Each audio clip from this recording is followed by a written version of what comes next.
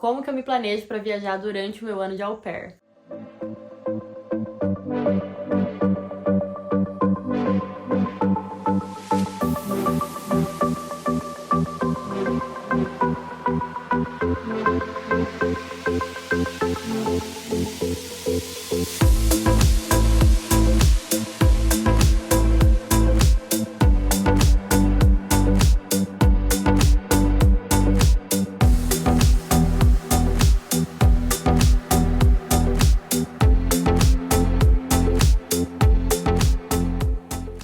Oi, gente, eu sou a Madu, eu sou au pair aqui nos Estados Unidos. Já faz 1 ano e 2 meses que eu tô morando aqui. E meu objetivo principal no intercâmbio é conhecer vários lugares, poder viajar bastante aqui nos Estados Unidos. Então, no meu primeiro ano de au pair, eu consegui viajar bastante. Eu tava morando perto de Nova York. E agora, pro meu segundo ano, eu me mudei pra Califórnia.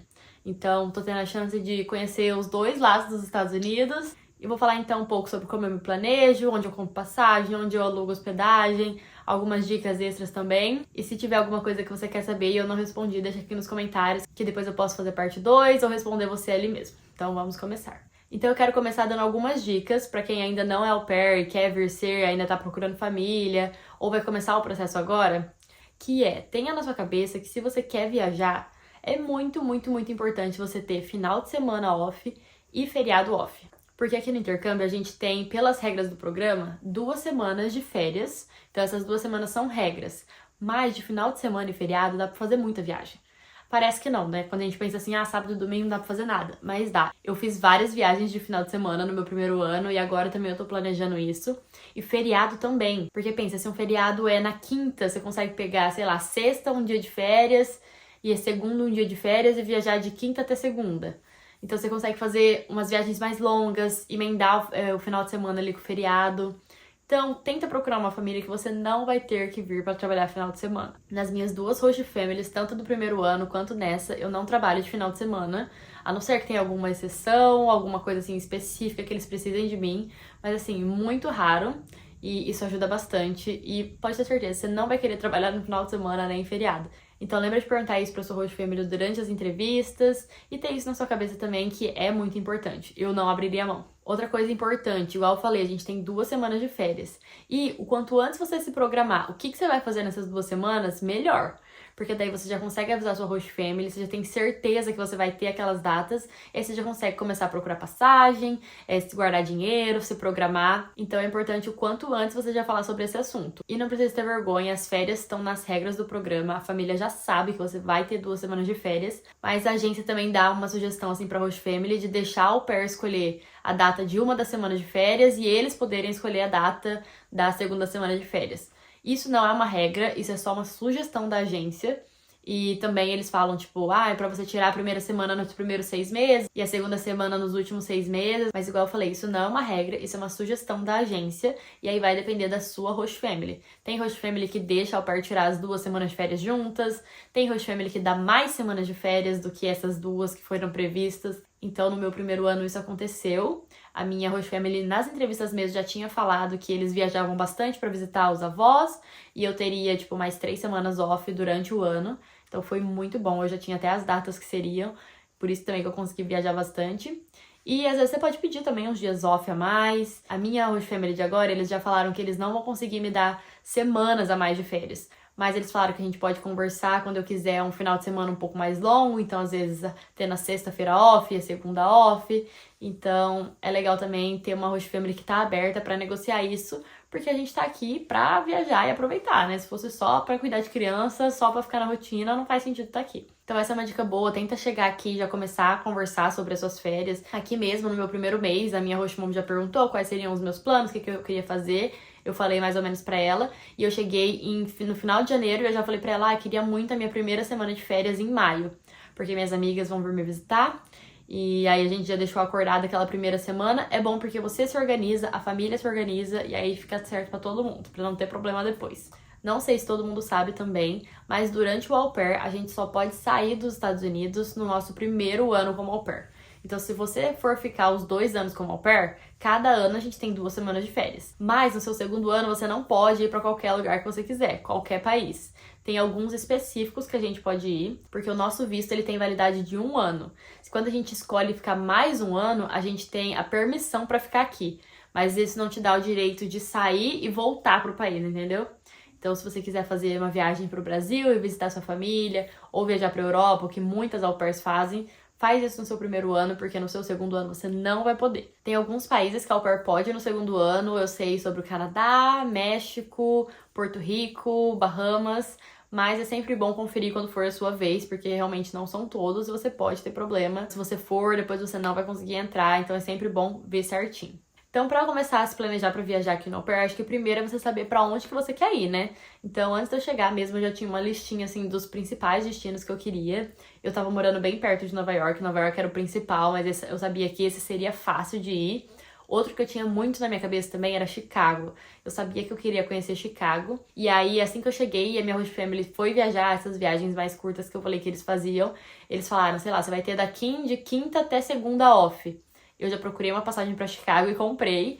E eu fui sozinha e foi maravilhoso.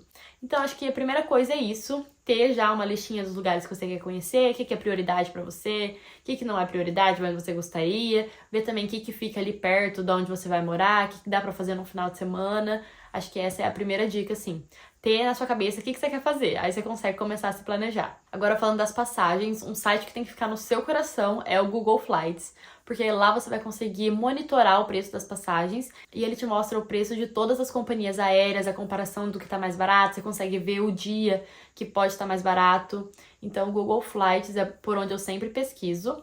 E não quer dizer que eu sempre compro pelo Google Flights, mas ele vai te dar a opção de você comprar diretamente pela companhia aérea, diretamente pelo Google Flights, e aí tem alguns aplicativos terceirizados ali que estão vendendo a passagem dentro também.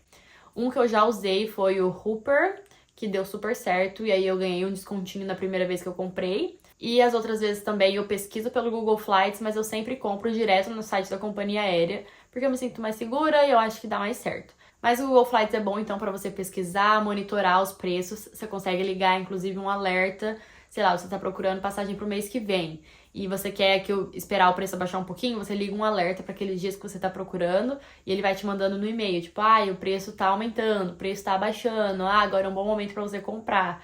Então, assim, Google Flights ajuda demais. Guarda isso na sua mente, no seu coração, porque vai ser muito bom pra você. E hospedagem, o meu site queridinho, assim, é o Booking. Desde que eu tava no Brasil e fazia as minhas viagens, eu sempre pesquisei pelo Booking, sempre reservei pelo Booking e nunca tive nenhum problema. Então, eu recomendo bastante o site do Booking. E algumas dicas que eu deixo aqui, que são dicas básicas, mas sempre bom reforçar, é ficar de olho na avaliação do lugar que você tá pegando. Então entra lá no site que você tá vendo, olha, lê as avaliações, vê o que as pessoas estão falando, se vale realmente a pena. Eu não acho que compensa, pra mim, pagar muito barato, sendo que você vai ficar num lugar muito ruim. Seja de localização, ou seja que vai ser um lugar sujo, ou um lugar que não é muito seguro. Então eu sou totalmente ok em ficar em hostel, quarto compartilhado, pagar pouco em acomodação, mas eu não fico em lugar tipo com avaliação baixa, que fala que é sujo, perigoso, mal localizado. Porque eu acho que não vale a pena, sabe? É aquela do barato sai caro. Então eu sempre escolho, tipo, hostel que é bem avaliado, já fiquei em Airbnb também, às vezes se compensar mais. Então sempre vai pelas avaliações, isso vai te salvar, vai pela opinião de quem já esteve ali. E também ver a localização, igual eu falei, às vezes você vai pegar um lugar barato que é muito longe, você vai ter que gastar mais com transporte, ou vai gastar mais tempo e você vai ficar, sei lá, só um final de semana. Então, coloca essas duas coisas na balança, o lugar, o preço, as avaliações, que aí você vai conseguir reservar um lugar legal. Uma rede de hostel aqui dos Estados Unidos que eu recomendo bastante é a High Hostel, que tem em vários estados e ela é bem famosa. E eu já fiquei no High Chicago, no High Boston, no High New York e no High Los Angeles. Então, assim, tenho bastante experiência para falar e todas foram muito boas.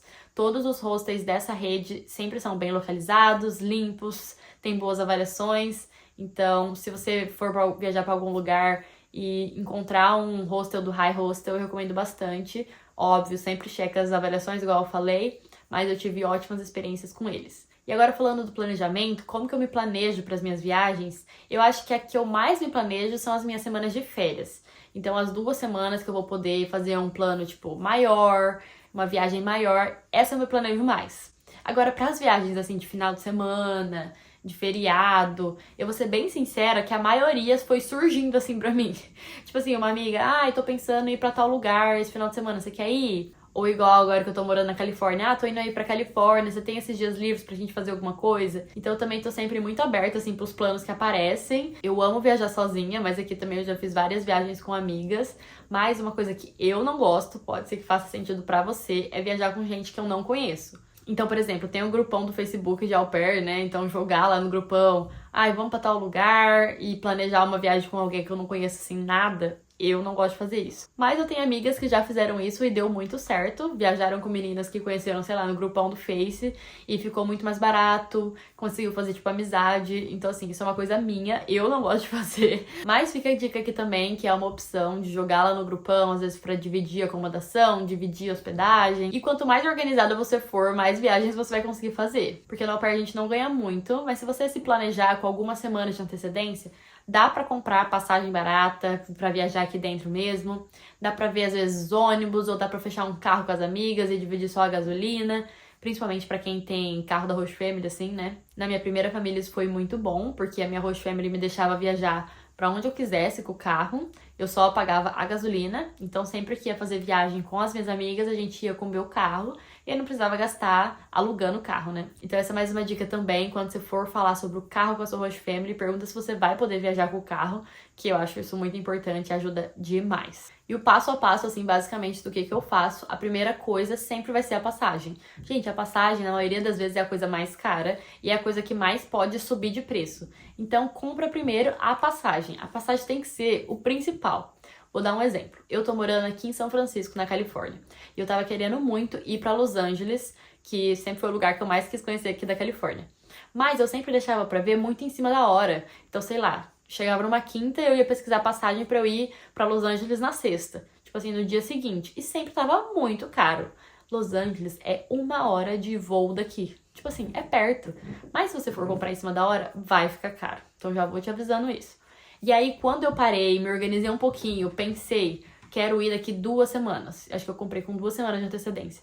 Eu já consegui um preço muito melhor. Então, a primeira coisa tem que ser a passagem. E eu já dei essa dica em um outro vídeo meu aqui, mas é basicamente assim, compra a passagem, o resto você dá um jeito. Pra mim sempre deu certo.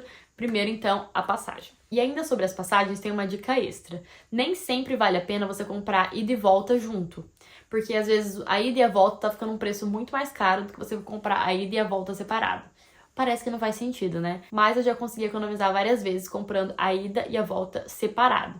Porque às vezes você consegue pegar de uma outra companhia aérea ou colocar num aeroporto um pouco menor, um pouco mais afastado, e tem que ver se pra você vale a pena. Então no Google Flights, a minha dica é você testar todas as opções. Coloca só a ida, só a volta, põe num dia, põe no outro, vê o preço, vê daqui 2 semanas, vê quanto que custa pra você voltar fazendo escala, vindo direto. A maioria dos voos baratos aqui nos Estados Unidos só vão estar incluso a mochila, então vocês têm que aprender a viajar com pouca coisa, senão você vai gastar muito mais. Pra você ter uma ideia, pra você levar a mala de mão numa viagem assim de final de semana, você vai pagar o dobro da passagem. Então vamos supor, a passagem de ida tá $60.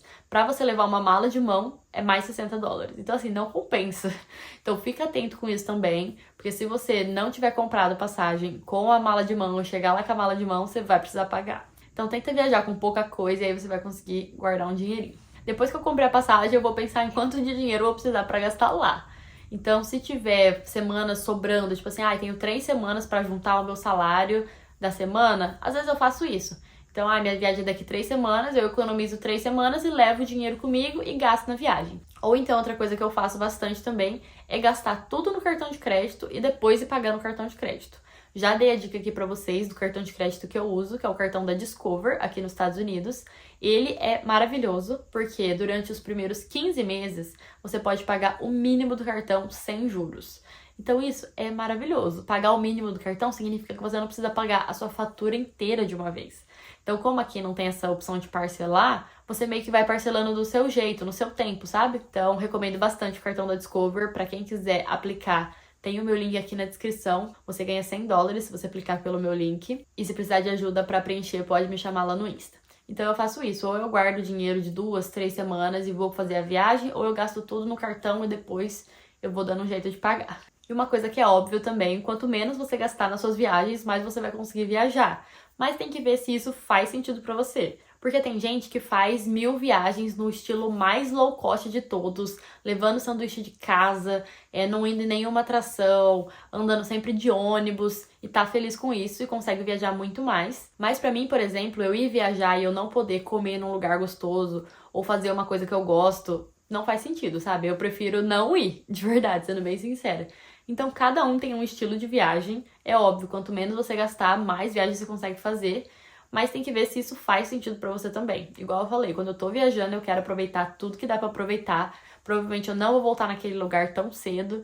Então, já que tá viajando, a minha dica é aproveita tudo que tem direito. Mas aí coloca na sua cabeça também que não vai dar pra fazer todas as viagens do mundo. Aí você vê o que é prioridade pra você. Tem gente que realmente não se importa de comer um sanduíche 5 dias e só fazer uma refeição no dia. Pra mim isso não faz sentido. Porque pra mim a viagem é pra você ter um momento bom, relaxar, sair da rotina. E pra mim faz sentido isso de gastar um pouquinho a mais ali com comida, fazendo um passeio legal. Mas igual eu falei, isso é prioridade de cada um, aí você tem que ver o que faz sentido pra você. E aí se junta pra viajar com alguém que tem o mesmo pensamento, senão não vai dar certo. Se você gosta de gastar com restaurante e tudo mais, você se junta pra viajar com uma pessoa que quer comer McDonald's todo dia, ali vai ter um problema. E tem muita gente também que se planeja dividindo o salário da semana nas coisas que quer fazer, né? Então um pouquinho pra viagem, um pouquinho pra compra, um pouquinho pra guardar e ter ali de reserva. Eu não faço isso, eu vou seguindo o fluxo. Igual eu falei, eu economizo, sei lá, pensando 3 semanas pra frente ou no próximo mês. Eu não consigo ir me planejando assim, toda semana eu vou guardando um pouquinho pra depois eu fazer aquele plano lá que eu tenho no final. Eu não consigo fazer assim, pode ser que dê certo pra você, mas sendo bem sincera, pra mim não dá certo. E tanto no meu primeiro ano quanto agora, eu recebi um pouco a mais do salário mínimo do au pair, né? Então o salário mínimo que a gente pode receber é 195,75 dólares por semana. Na minha primeira família, eu recebia 250 dólares e agora no meu segundo ano eu recebo 300 dólares. Então isso também faz diferença, parece pouca coisa, mas pensando que com 100 dólares a mais você consegue, por exemplo, comprar uma passagem, isso já influencia também bastante no tanto que você vai conseguir viajar. Então, se você puder negociar também um pouquinho a mais ali do salário com a sua host family, isso faz bastante diferença. Essas são as minhas dicas, então, sobre como eu me planejo para viajar durante o meu ano de au pair, né? Ainda tem 9 meses pela frente para eu ficar aqui nos Estados Unidos. Ainda tem lugares que eu quero muito conhecer. Tem o Havaí, que eu quero muito ir, quero muito fazer um cruzeiro, vamos ver como vai ser. E com certeza vou fazer muita viagem de final de semana também. Espero que tenha ajudado de alguma forma. Se ficou alguma dúvida, pode comentar aqui que eu tento ajudar. Eu amo viajar, eu tô aqui pra isso e eu acho que eu tô conseguindo aproveitar bastante. Então é isso, um beijão e até o próximo vídeo.